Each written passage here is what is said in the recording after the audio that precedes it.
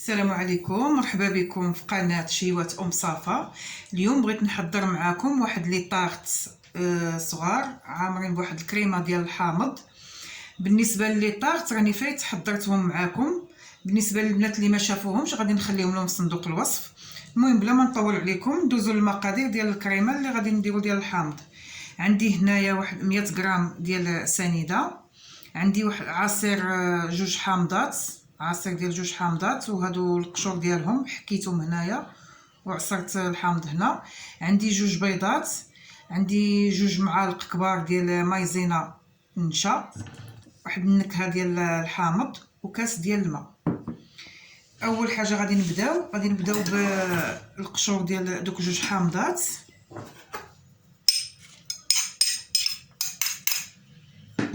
مع كاس ديال الماء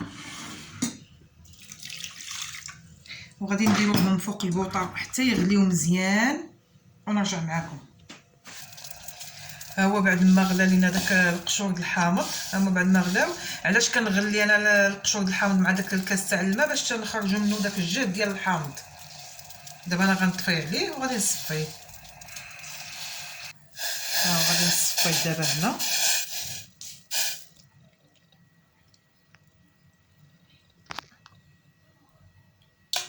هانتوما شفتوا اللون ديالو كي كيولي. بعد ما صفيناه دابا غادي نرجعو للكاسرون. غادي نزيد عليه دوك جوج حامضات العصير ديالهم،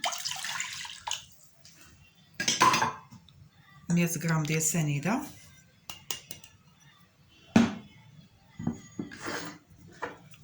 واحد رويصه المعلقه ديال النكهه ديال الحامض هكا. النكهه ديال الحامض الا ما كانتش متوفره ما ديروهاش، ماشي ضروريه. صافي نخلطوها حتى ينسجم السنيده والذوب. دابا غادي نديرها فوق البوطه تتغلي. غادي نخليها دابا هنا كتغلي ونرجع نكمل الشغل. غادي نديرو دابا هاد جوج بيضات مع دوك جوج معالق ديال مايزينا اي نشا.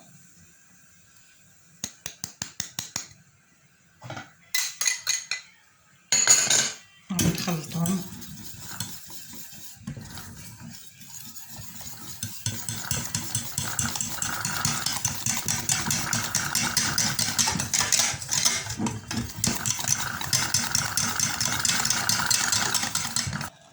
ها هو بعد ما غلا لينا داك الحامض غادي نزيدو واحد شويه على هاد مايزينا والبيض، ولكن تحركوا بسرعه باش ما يطيبش لكم البيض، غير شويه ما غاديش تكبوا بزاف، غير شويه.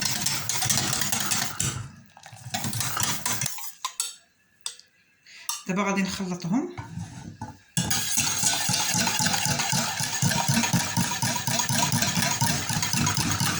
صافي دابا غادي نديرها فوق البوطه حتى تعقد.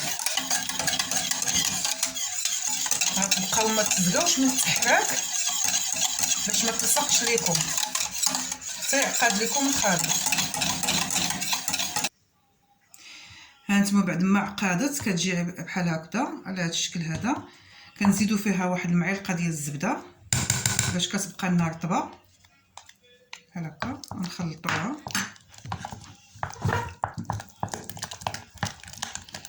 كتكون هي سخونه، الزبده كتذوب.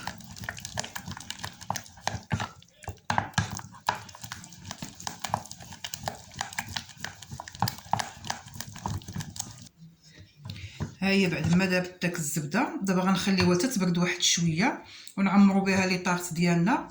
غير تبعوا المراحل اللي درت من الاول راه غادي تنجح معكم وكتجي غزاله. صدقوني البنات راه كتجي بنينه وزوينه بزاف.